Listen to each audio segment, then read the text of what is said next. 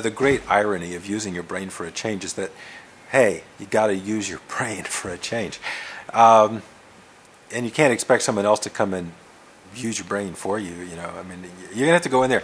And changing the mind is a really, it's a very athletic process. I mean, you have to really get in there and work your mind hard. That's not taught in a lot of schools. People are really let off the hook in a lot of ways. I think to their great detriment. Educational systems are failing us, and cultural systems are failing us because they don't teach us how to really do heavy weightlifting in the same sense you would go into a gym and do massive bodybuilding and do that with your mind. I wish those bodybuilding magazines would just feature like super intelligent people that do that same type of, that level of intensity with their minds. Why do people need to do this with their contractile muscle tissue? I mean, how much actin and myosin do you need? Well, questions aside, so combining John and Richard, why is that a heresy? I think it's just one of those categorical either or, unconsciously assimilated either or positions, this kind of a toggle on off, it is or it isn't. Not fuzzy logic going on here, folks. That's called crisp logic. Crisp logic. Think like, you know, bacon or something. Crisp bacon, crisp logic. Fuzzy logic, like a towel. Fuzzy logic. Yeah, but yeah, I think the problem is a lot of NLP people betray a rather simplistic mindset, in which they've then coded over with this rather grandiose terminology, which presents itself very differently than someone that has developed, I would say, a very strong fuzzy inference system versus a crisp logic-based inference system. Although ideally, I guess you'd have some crisp logic and some fuzzy logic and ability to toggle or move between those two. But people who are limited or haven't installed the new module, you know, there's another plugin you're going to need, and that's called the fuzzy logic plugin. And you can always tell when people are kind of like, all they have is the crisp logic plugin. It's this or that. So you're going to have to like download some new stuff, and that may take some work. It makes it real hard mental work, and you're going to have to choose to do it because no one's going to do it for you.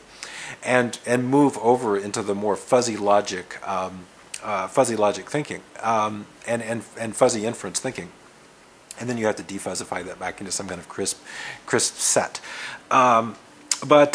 So I think fuzzy logic does allow for the John stuff and the Richard stuff to work together in really, really interesting ways. And I am intrigued recently by the idea of sort of taking everything I've learned from everybody and saying, okay, let's do a little DHE kind of thing, but put my DHE meter on content imposition, you know, and like say, okay, center VU 0, and it's like, put that center that meter, and if it's over here, okay, like I know, you know, I'm choosing to totally impose content, and over here, choose to totally not impose content, or sort by, you know, let the meter move and just watch where the meter moves, and sort of build up correlations and do that enough, strenuously enough, that it starts to work its way into my unconscious thinking, where I say, okay, you know, I'm over in fuzzy logic, or I'm over in crisp logic, or what am I sorting by? You know, sorting by self, sorting by other. Okay, now think about that. Just the way those meta-program sorts, that's all coming out of crisp logic language. So that's a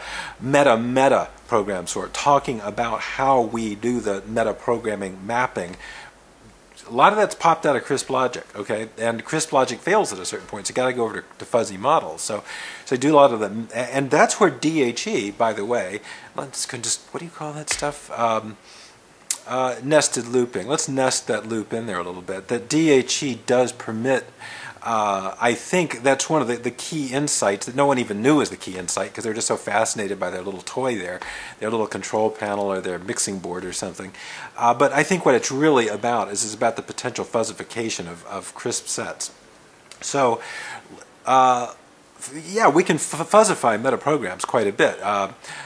You know, how much, you know, it's not just you're sorting by toward or sorting by away from, but degrees of toward and away fromness, or degrees of content imposition. So when someone gets up there and starts blubbering about content impositions or blubbering about intentions or things like that, and you're grounded in crisp logic, you're a little bit stuck in one of several different potential reality framing meta positions. And so what I've done is I've basically gone in there and fuzzified a lot of Grinderian stuff, and I've Grinderized a lot of DHE stuff and come up with something that captures this way of making spectrum assessments versus black or white.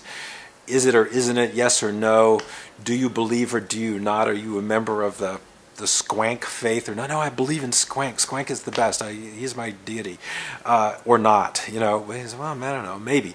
And I do think that ability to toggle between crispness and fuzziness and DHE-ness and John-ness and sort of watching these meters indicate that linkage between the conscious and the unconscious mind, or what I would think is kind of dumbass way to go about it.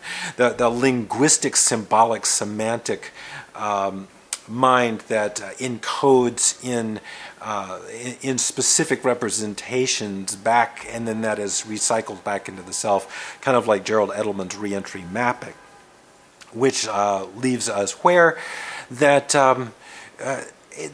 crispness has created these sort of little islands of orthodoxy. There's a lot of hang-ups on orthodoxy. I think this has something to do with penis envy, or desire to enslave a galaxy, or storing the great warlord Xenu in some kind of steel box in the Atlas Mountains, or something. So, we're working on this. I'm working on this. I don't know what the rest of humanity out there is doing, because I'm just hanging out with my F2 position here.